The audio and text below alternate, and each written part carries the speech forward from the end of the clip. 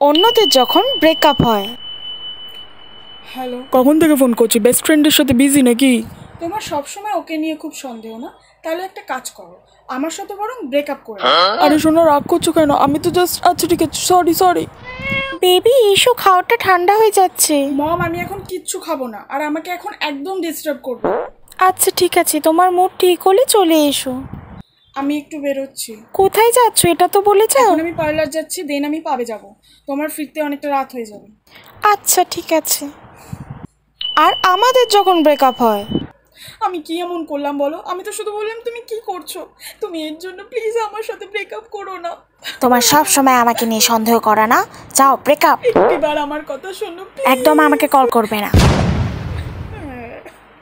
Hello প্রিয়া, ও আমার সাথে breakup করে দিয়ে আমাকে সব জায়গা থেকে ব্লক করে দিয়েছে। তুই ওকে ফোন করে বল না আমাকে একটু আনব্লক করতে। আমি তোকে প্রথমেই বলেছিলাম ছেলেটা ভালো না, তুই মুভ অন করে যা।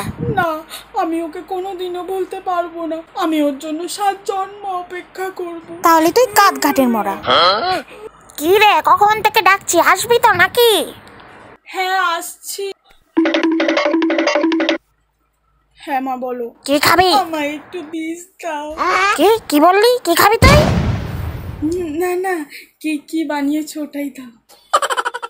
ওকে ছাড়া আমি আর কাউকে ভালোবাসতে পারবো না, কাউকে বিয়ে করতে পারবো না, কাউকে না।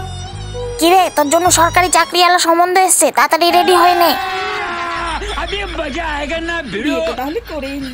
আমি তো আর ইচ্ছা করে করছি না, বা আমার জোর করে দিচ্ছি।